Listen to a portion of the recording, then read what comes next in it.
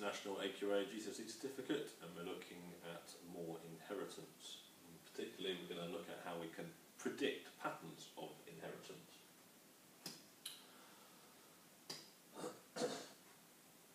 Having understood some of our key terms, from the homozygous and heterozygous individuals, and looking at the different alleles of genes, and which ones are dominant, which ones are recessive, we can make sure that we can understand how to predict what possible outcomes there could be from different parental crosses.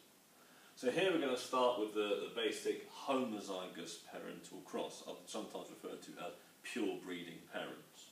This means that each parent is going to carry 2 copies of the same type of gene.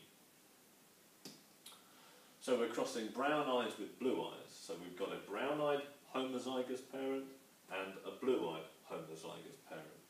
So that's their phenotype, it's either brown or blue. Therefore, if they are homozygous, their genotype means they must have 2 copies, because they have pairs of chromosomes, just as anything else does. Pairs of chromosomes, 2 copies of the gene for either brown or blue. Which therefore means that this parent must have a big B and a big B, because they're homozygous, 2 the same. Big B because brown is a dominant over blue. And this parent must have 2 small b's, because a small b represents blue, and homozygous, 2 copies of the same. Homo meaning same. That therefore means we need to think about what gametes they could produce. And as we know, remember from our meiosis work, that meiosis starts with pairs of chromosomes producing unpaired chromosomes. So that means from the pair here, the pair of chromosomes that would carry the 2 big B genes, these are separated out into whichever gametes these are, maybe the eggs or the sperm. So let's say this is egg and this is sperm.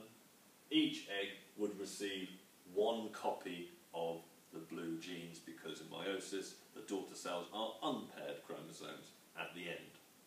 So we start with paired chromosomes resulting in unpaired chromosomes. 1 big B to each of the eggs and 1 small b to each of the sperm. We can then work out what would happen if these 2 parents had offspring.